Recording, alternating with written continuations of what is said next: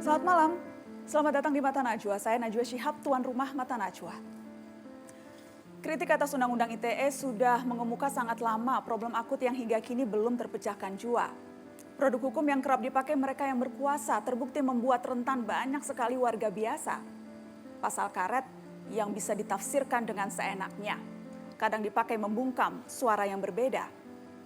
Kini Presiden Jokowi yang berinisiatif merevisi angin segar yang sudah sangat lama dinanti-nanti. Seberapa mungkin revisi Undang-Undang ITE bisa direalisasikan? Produk hukum mana lagi yang membahayakan kebebasan? Inilah Mata Najwa, kritik tanpa intrik.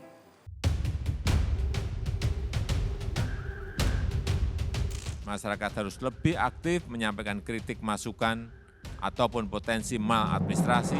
Dan kita memerlukan kritik yang terbuka, kritik yang pedas, kritik yang keras.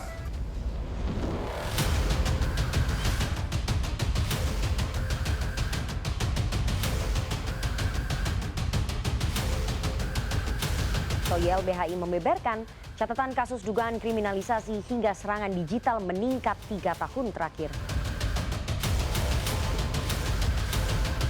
Saya minta pada Kapolri agar jajarannya lebih selektif. Sekali lagi, lebih selektif mensikapi dan menerima pelaporan pelanggaran Undang-Undang ITE.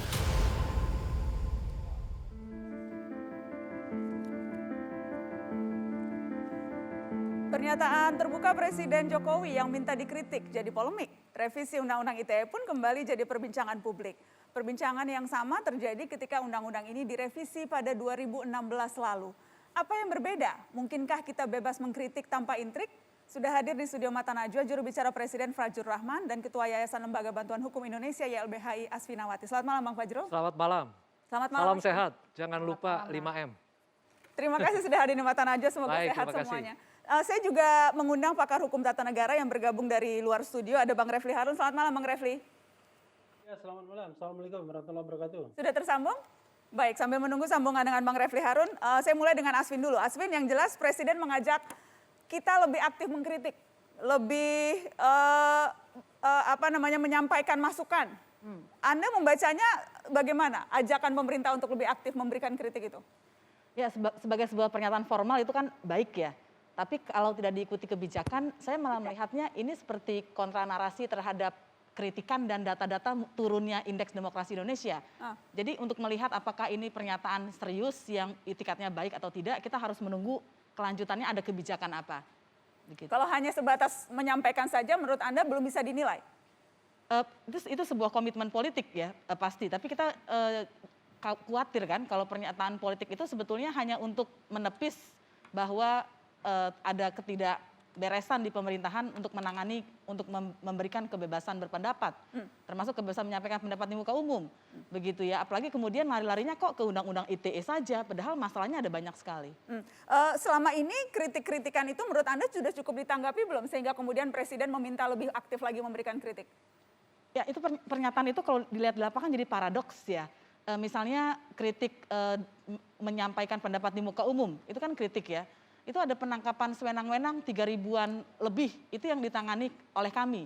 Polisi sendiri mengaku menangkap 5.000-an lebih orang dan itu terkait dengan aksi Omnibus Law Cipta Kerja.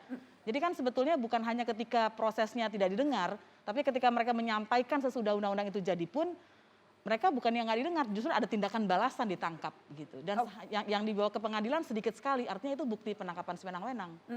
Dan Anda mau mengatakan berarti kalau ukurannya itu berarti selama ini tidak cukup didengarkan masukan-masukan, kritikan-kritikan, minimal kalau tadi ukurannya dalam bentuk demonstrasi atau unjuk rasa. Betul. Oke, saya ingin ke Bang Fajrul. Bang Fajrul, mengapa Presiden merasa perlu meminta masyarakat lebih aktif memberikan kritik? Pertama nih, alhamdulillah Presiden Joko Widodo memiliki political will untuk melakukan perubahan kedua atas Undang-Undang Informasi dan Transaksi Elektronik. Ini membuktikan bahwa Presiden Joko Widodo itu tegak lurus dengan demokrasi dan terus-menerus berupaya untuk memperbaiki demokrasi. Nah, kita fokus saja pada undang-undang ITE. Presiden mengatakan kalau undang-undang ITE tidak memberikan rasa keadilan, saya akan minta kepada DPR untuk bersama-sama merevisi undang-undang ITE ini karena di sini hulunya. Tahun 2016 yang usul untuk perubahan pertama juga berasal dari Presiden Joko Widodo. Nah, ini artinya kritik masukan dari teman-teman dari YLBHI seperti Aspinawati, dari Nana juga yang tiap hari selalu berusaha menjaga semangat demokrasi ini. Terima kasih. Malam ini banyak terima kasih nih. Kepada Pak Yusuf Kalla juga berterima kasih, kepada Pak Susilo Bambang Yudhoyono juga terima kasih. Jadi artinya tidak pernah tertutup masukan dan kritik kepada presiden atau pemerintah. Tapi kenapa kemudian momennya, karena sebelum kan presiden 2 kali nih mengeluarkan pernyataan. Betul. Yang pertama meminta masyarakat lebih aktif, baru kemudian seminggu kemudian hari Senin tepatnya memberikan pernyataan lagi yang memang mewacanakan merevisi ITE.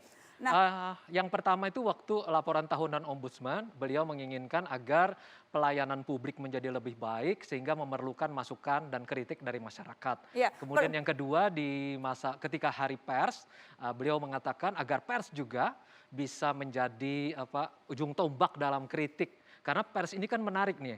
Nana sekeras apapun yang disampaikan termasuk kepada Pak Jokowi, selalu kalau aku melihat ya, Nana ini selalu mau melakukan verifikasi. Selalu akurasi itu menjadi penting. Selalu kebenaran. Jadi 9 elemen jurnalisme itu ada di dalam ini. Saya senang melihat pers sekarang betul-betul memanfaatkan ruang Bang Fajrul, demokrasi. tapi ketika pernyataan awal Presiden disampaikan, itu kan justru pernyataan itu banyak yang kemudian merasa loh, bagaimana enggan menyampaikan kritik, takut menyampaikan kritik. Apakah memang Presiden menyadari itu? Tidak pernah ada orang yang ditangkap karena melakukan kritik. Tapi suasana bahwa orang takut menyampaikan kritik, terutama karena Undang-Undang ITE, apakah Presiden menyadari?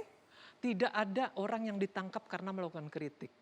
Nah, karena pihak kepolisian, saya kemarin bicara dengan pihak humas kepolisian, mengatakan bahwa kalaupun ada aduan-aduan kepada kepolisian, selalu ada upaya untuk menemukan unsur-unsur di dalam yang terkait dengan pidananya, misalnya begitu. Tegas Presiden itu ingin mengatakan, ini yang selalu dikatakan oleh teman-teman YLBHI. Hukum itu jelas tujuannya. Tidak ada orang yang pernah ditangkap karena tidak ada orang yang ditangkap karena melakukan kritik. Statement itu, Asvin, tidak pernah ada yang ditangkap karena dikritik, atau definisi kritiknya jangan-jangan yang kemudian berbeda? Iya, kayaknya begitu, karena banyak sekali sebetulnya orang yang ditangkap karena kritik ya. Kita susah menyebut berdasarkan undang-undang ITE ya. Iya, betul. Saya punya ini daftar dari Sepnet, daftar kasus netizen yang terserat undang-undang ITE. Ini dari sejak zaman 21 April 2008 ketika undang-undang itu diteken oleh Pak SBY. Itu sejumlah mahasiswa, siswa yang melakukan yang ditangkap juga begitu. Nah, ini yang penting menurut saya, sampai dengan 20 Oktober 2014 ketika Pak Jokowi naik, ini penting untuk kita. Bahkan di sini Ridwan Kamil pun pernah mengadukan ada 3 orang memakai undang-undang ITE, misalnya kayak begitu. Dan ada orang yang dipidana penjara. Katakan Bang Fajrul? Saya ingin katakan bahwa memang ada masalah tampaknya di dalam undang-undang ITE ini. Dan ini kenapa jadi kenapa jadi masalah terus-menerus? Oleh karena kita ini baru berhadapan dengan dunia digital. Anda bisa bayangkan ini Nana ya. Dari 2008 sampai 2014 itu ada 72 kasus. 2015 sampai 2020 ada 251 kasus. Kenapa bisa bertambah? Coba jumlah pengguna internet. Kita nanti akan bahas lebih detail soal itu, tapi saya ingin kembali nih ketika Anda mengatakan tidak ada yang pernah ditangkap karena kritik dan kemudian tidak ada perasaan takut untuk masyarakat mengkritik. Bagaimana, Asvin? Tadi siang saya baru memberikan konsultasi lewat daring gitu ya, WhatsApp lah gitu. Ada komika yang nanya, kalau kita posting begini nih aman nggak ya? Dan itu bukan yang pertama gitu. Dan banyak sebelumnya juga orang-orang bertanya, bahkan sesama teman-teman aktivis gitu ya, kira-kira kalau kita bikin meme begini ini ditangkap nggak? Jadi kekhawatiran itu muncul dan itu bukan omong kosong, karena itu juga ada survei yang mengatakan itu gitu. Dan kalau ditangkap, ada petani yang mengkritik ditangkap, nelayan ditangkap, data tahun 2020 masih ada gitu ya, meskipun tidak sedahsyat yang ribuan yang karena ditangkap karena aksi menyampaikan pendapat di muka umum, tapi angkanya besar juga gitu ya. Oke, kita harus break Bang Fajrul. Nanti saya Iya. juga akan menyapa Bung Refli Harun yang sudah bergabung di luar studio. Setelah ini kita akan lanjutkan kritik tanpa intrik tetap di Mata Najwa.